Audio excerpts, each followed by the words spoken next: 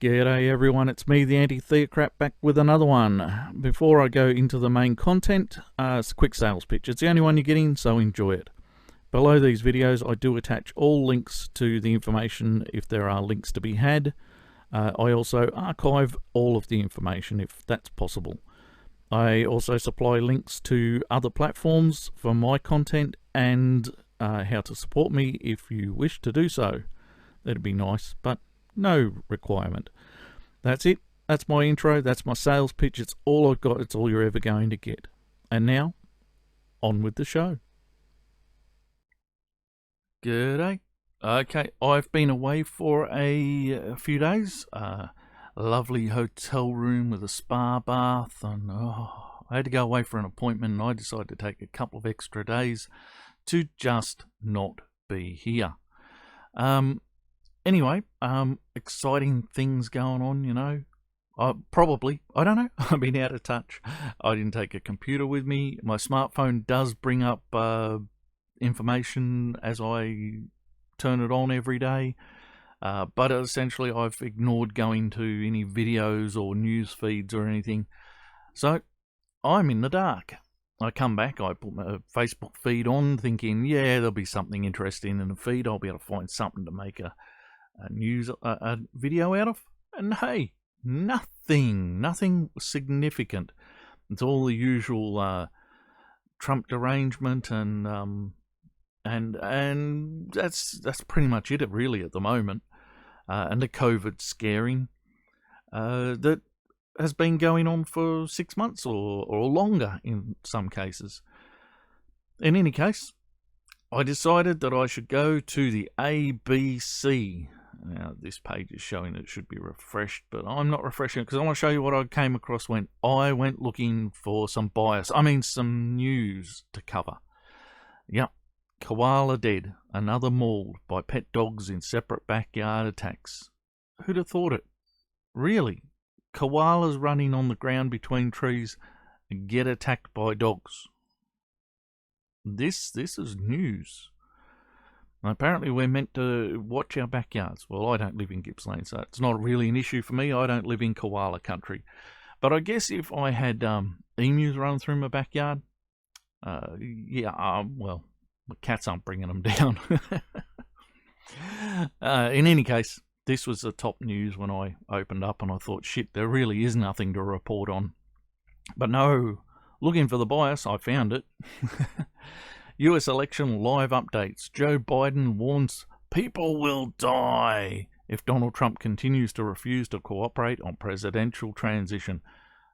Hey, you are not the president yet, man. Oh, by the way, when I clicked on this, there was a subtitle which said Joe Biden president-elect.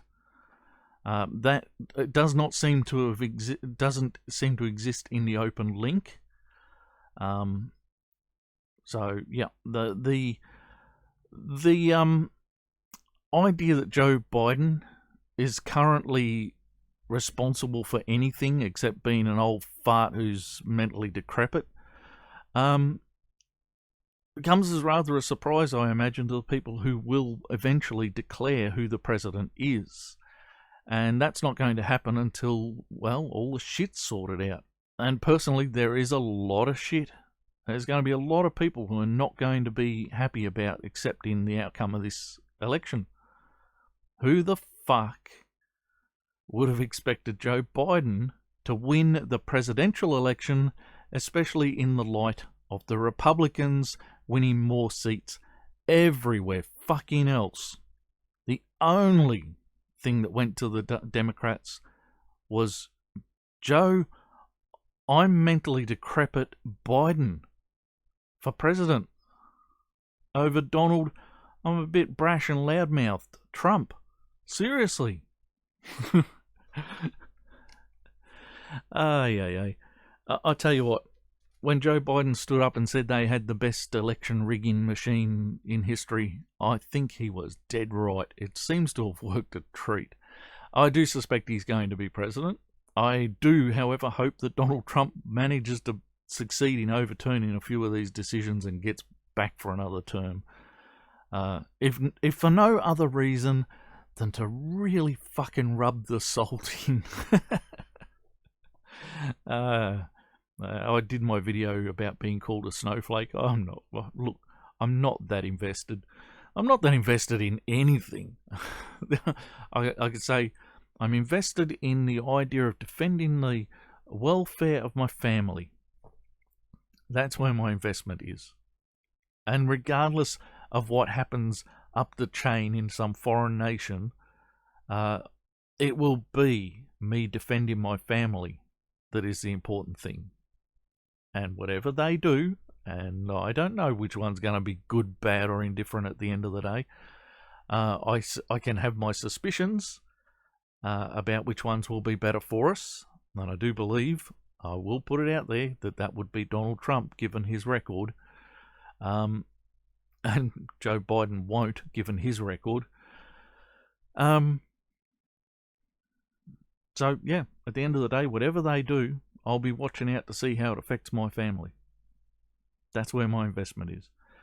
In any case, we move on, because fuck the election, fuck the US election. Until the decision is made, I just don't give a flying fuck. And when they make the decision, I guess I'll give a little more of a fuck. But either way, if it's Biden or Trump, we'll just see what happens the day after, won't we?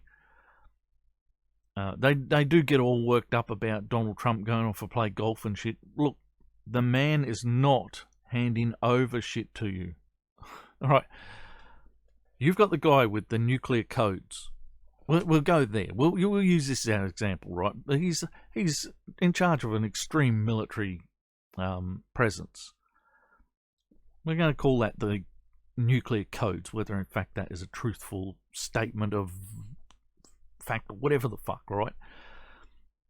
The man with the nuclear codes has not yet been told he is not the President of the United States. He will be the President of the United States until early next year, regardless of whether he is informed or not about being the President in the coming term.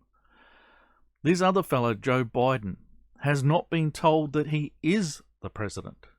He has not been informed either way. He has said it maybe. The press have certainly been pushing it. As I said, this story came with the subtitle that Joe Biden was the President-elect when I originally clicked it.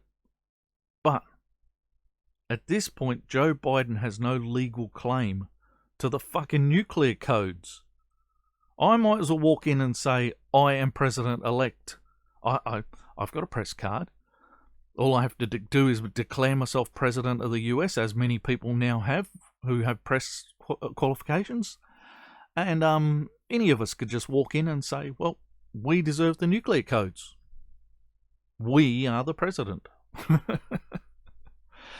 No. Get fucked, ABC. Get fucked, Joe Biden. Get fucked, all of you.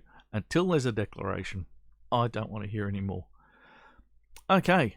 Now, in Australia, we have two political parties. We have the party of hypocrisy and the party of ineptitude. Currently, our nation is run by the party of ineptitude. And given the choice of hypocrisy or ineptitude, I think for the first time in my life, I might actually vote for ineptitude. I have voted several different ways since I stopped voting for the party which was the Labor Party and became the party of hypocrisy. I stopped voting for them when they became the party of hypocrisy. And I've voted many ways, but I've never voted for ineptitude. And I may yet become an ineptitude voter because, personally, it's the better of the two options. But this story is somewhat about that ineptitude. Emma-Husar, decision to quit politics is putting her party first, says Labor frontbencher.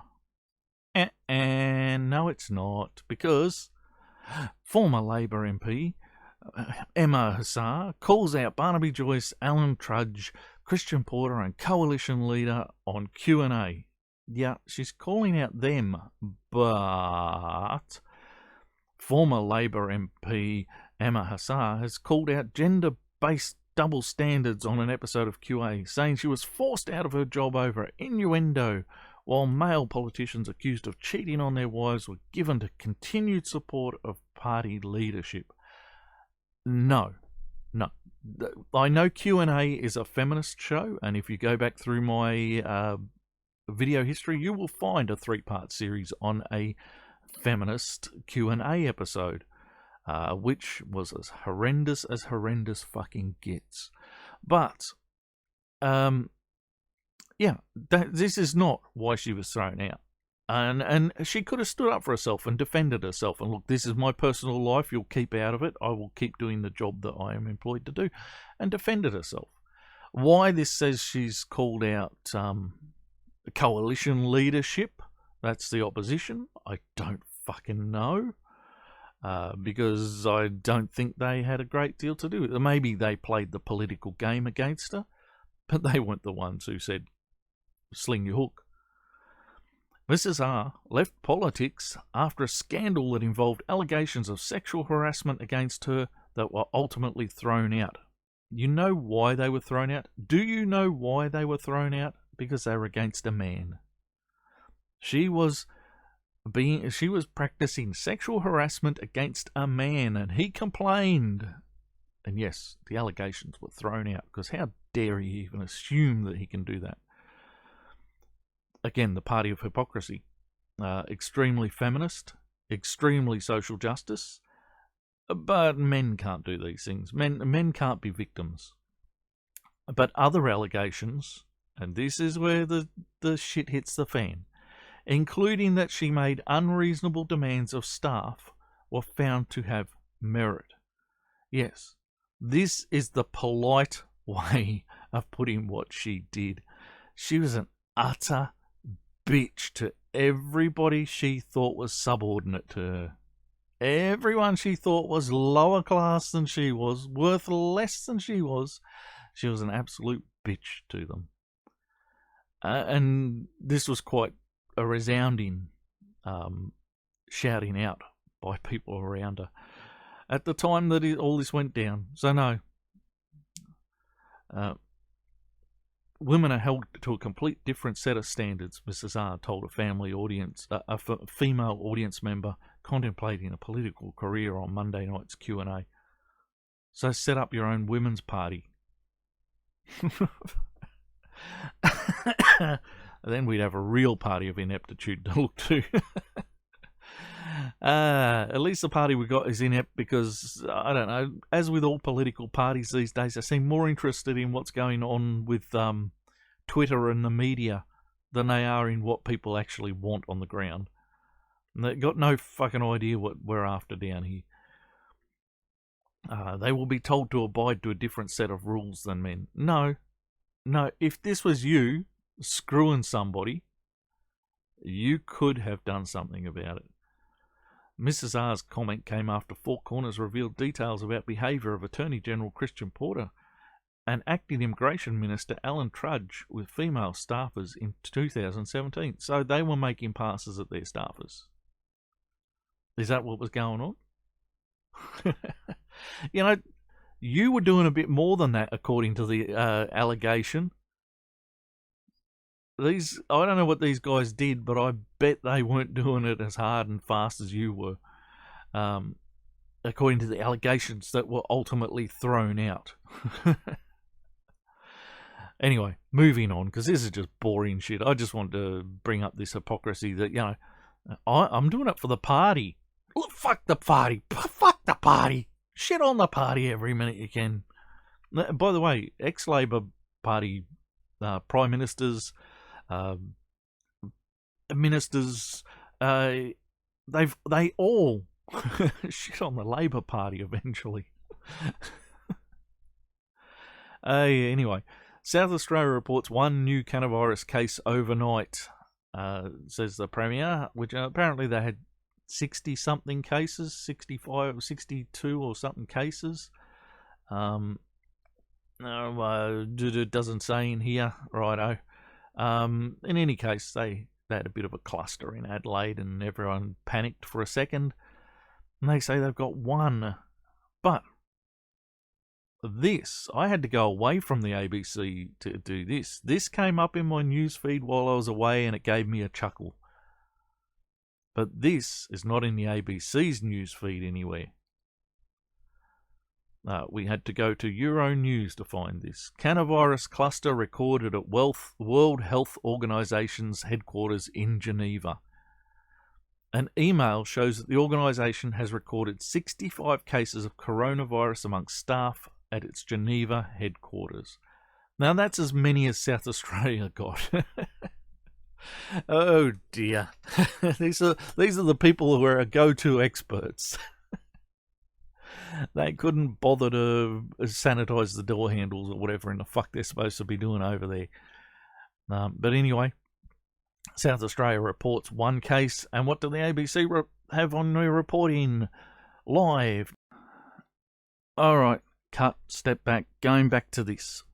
Reporting on the coronavirus after the SA report of one overnight. Live, New South Wales and ACT to keep borders open to SA following COVID-19 cluster. Queensland, indoor gatherings set to double. You could double your indoor gatherings. Doesn't that excite you?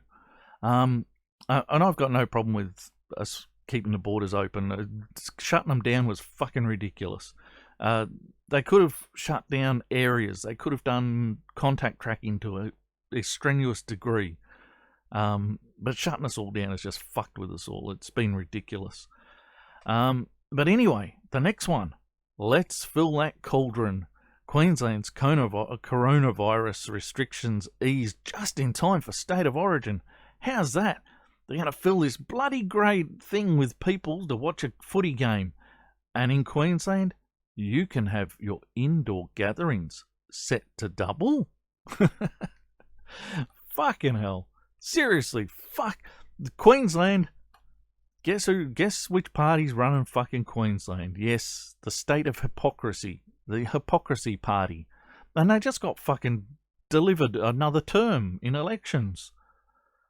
The Hypocrisy Party strikes again.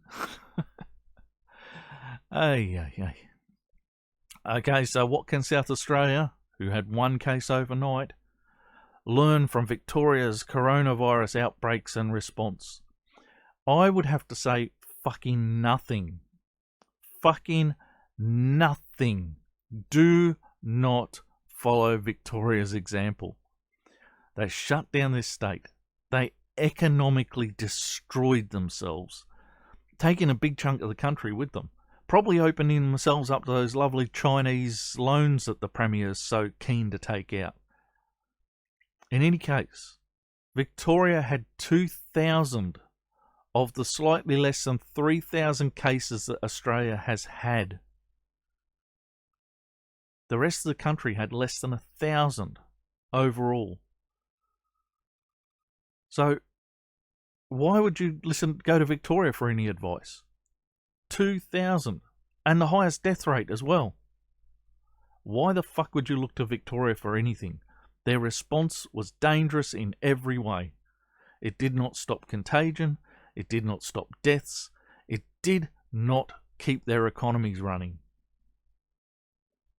Avoid going to Victoria for advice. Yet this is how the ABC are running the story.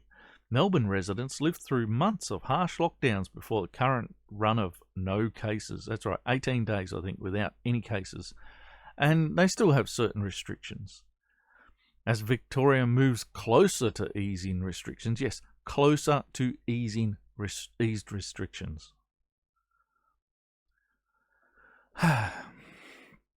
South Australia has tightened its coronavirus rules and quarantined hundreds of people to respond to a growing outbreak in Adelaide. No, growing would be more than one case overnight.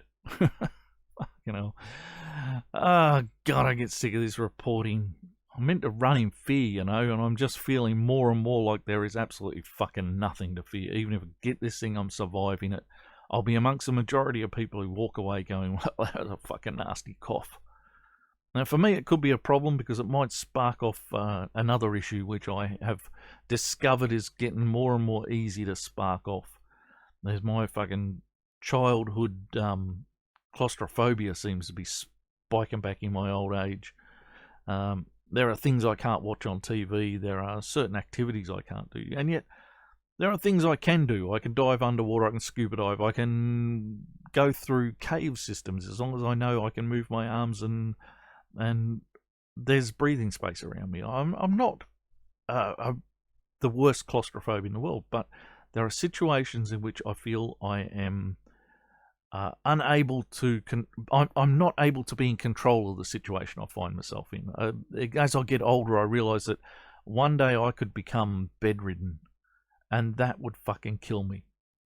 The person who put me in a bed the wrong way, and me with the inability to move or roll over, would fucking kill me. Someone tried to scan my knee, just a knee. I had to go into a magnetic resonancy machines, and I had to have my legs pinned so that they could get an accurate picture without me moving. It took 3 goes to get me into that fucking tunnel. Just pinning my leg down to put me into a tunnel was enough to set off my claustrophobia. So, yeah, it might do that to me, but I'm pretty damn sure it's not going to kill me. The stupid things my fucking brain comes up with.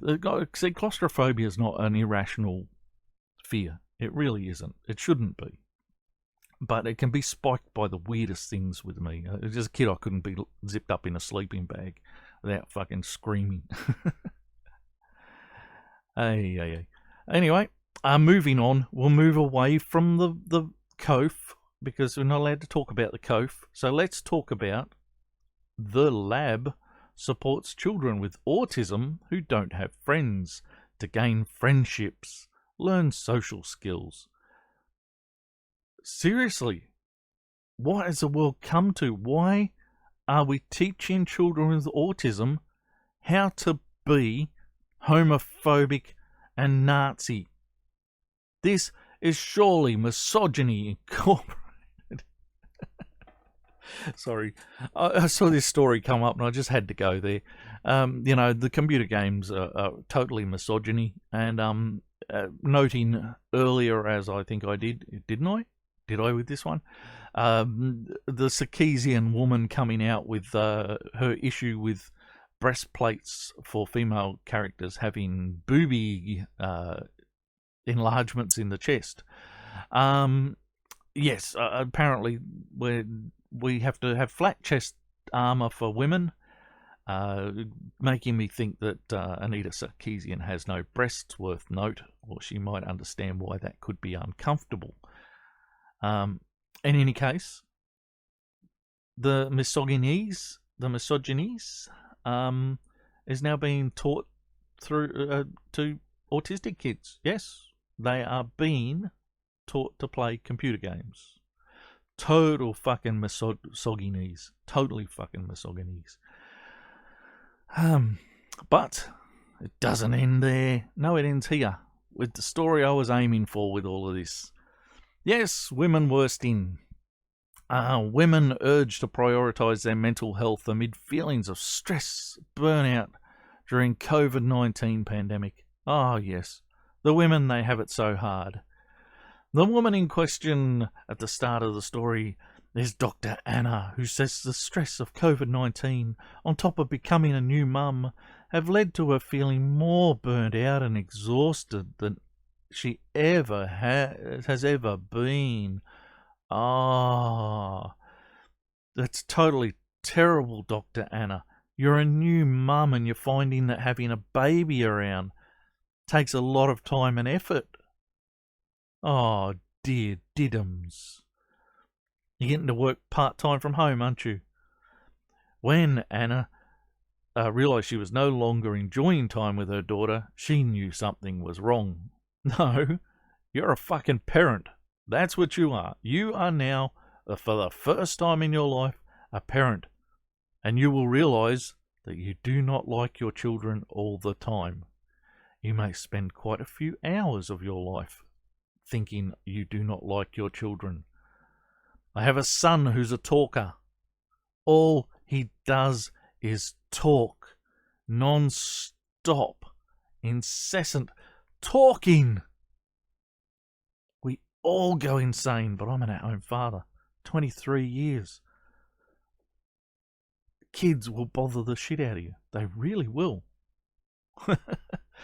So welcome to reality. This has nothing to do with COVID-19. This has to do with you.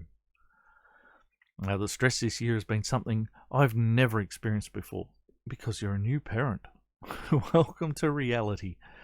It was extremely scary because I thought, if I'm not here for my daughter, husband, friends, family, what would happen? And why were you thinking you wouldn't be there? Why were you thinking it? You're not a man. You're not one of the statistics that has sharply risen, the suicide statistics. You're not even indicating suicide anywhere in this article that I remember. So what is it? The Sydney doctor said the impact of the pandemic, working from home, being isolated from family and friends, and a growing feeling of fear and uncertainty due to COVID-19 led to a bone-deep exhaustion she struggled to manage. So it's your fear of the coof. You're working at home, isolated from everyone, but you fear the coof enough that you think you might not be around for your daughter, husband, friends, and family. Well, hey, these people will manage without you. These people's lives will go on. They will do just fine. They may have a bit of a hurdle, but they will be just fine. You are not the be-all and end-all of the universe. You are not the underpinning person of reality. Whatever the fuck. Anyway, have you considered just not being so fucking damn scared of the cough? Really? Fucking hell. At my worst, there were feelings I've never felt before. Asking, what is the point? And I felt I wasn't working at my full capacity. What is the point? There is no fucking point. There really isn't, but it doesn't matter. We're all just doing what we have to do. It's the thing of life. And, we'll pass on that horrible thing of being pointless to someone else in time. And it doesn't matter. Because while I've got it, I'm going to fucking enjoy it. And it can be as pointless as it likes. And when you realise how pointless life is, it actually becomes much easier. Because you actually lose a lot of that stress. You start to think, it doesn't fucking matter. I don't have to be the kingpin or the best at everything or the person that everyone looks up for help and support. I do not have to be a million things because at the end of the day, it's all fucking pointless. And it just makes life much better. My life is much happier for knowing I'm pointless. Obviously, as you've noted, not to the people around you immediately, but without you, they will still get on. Their lives will still remain pointless. Sometimes, you can say these things and you understand full well that, life has a point for all of us who are alive. We've all we're all looking to be successful, to live, to manage to survive our lives and raise children, whatever in the fuck it is you want to do. And that's our point. That's our reason for living.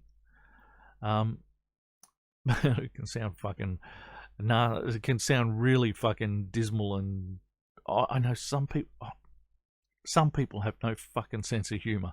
And when you say to them, I'm getting tests because I'm about to drop dead, they're trying to find out what I'm dying of, they just can't get over the fact that you're having a joke. No, suddenly it becomes serious. You're dying? What's wrong with you? When he watches this. Anyway. Brisbane data analyst and working mother Lisa Liu went through a similar struggle this year. A data analyst? You don't have a real job. You don't have a real life. Get fucked. I don't want to hear from you. Oh, the struggles for you.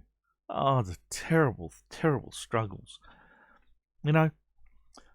Dr. Anna up here says she's got a husband.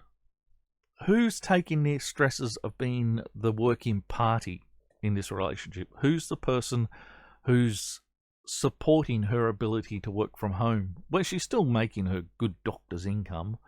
And I bet she's married to a doctor. There's a better than fair chance she's married to a doctor. He's still in the front line, isn't he? But it's all about her stress. It's all about the women worsting. Is this woman who data analyzes. Oh, but her life is terrible. In 2019, the World Health... I love this quote. In 2019, the World Health Organization officially recognized burnout syndrome as an occupational phenomenon. Yeah, but these are the same people who have a cluster of coronavirus because they can't fucking work. Oh, seriously. The person we want to hear about, the Australian Sex Discrimination Commissioner, Kate, said the gendered impact of coronavirus was hard to ignore. The gendered impact. Women tend to be employed in caring industries, in frontline, or industries like tourism and hospitality that were shut down. Yeah, and the men are in the industries that were not shut down. The men are in the industries that weren't allowed to be shut down. You've still got your electricity, don't you? You can still call an electrician to come around and work at your house. There are a million things you can still do that men are still being paid for because they weren't given a fucking option. But no, it's not about their stress. And it's not gendered towards, men still having to go out and be on the front line. No. The frontline industries are tourism and hospitality. For fuck's sake. But how are they the front line when they're shut down? They're not even the fucking back line when they're shut down. They're just not there. But the people doing security at airports, who are actually not all male, but these are frontline people. If people are coming through airports with COVID, these people are the front line, not the tourism and hospitality industry.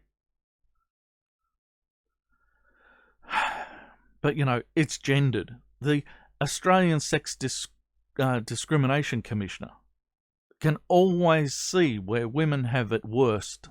She can women worst so fucking good. She's exactly the right person for the job. Mind you, and this is from experience, you can have someone call up the police because you've lost your temper over something that happened to you. Something that's reasonable to possibly yell a bit about. And some idiot in the household calls up the police and says, he's running around the house with a bat breaking things and there's knives in the house and weapons and I'm worried. And the police show up en fucking masse and pull you out of your house for shouting a bit, right? For stomping around the house shouting a bit. And they'll tear you out of your house and hit you with an order so you're not allowed back in the house and you're not allowed to communicate with people in the house. Because of a false reporting. But yes, the Australian Sex Discrimination Commissioner, by the way, you can end up in fucking low poverty housing with people who probably have fucking COVID. But yes, the Australian Sex Discrimination Commissioner, she can see this as gendered and women are worst. Women have it worst. Always fucking women worsting.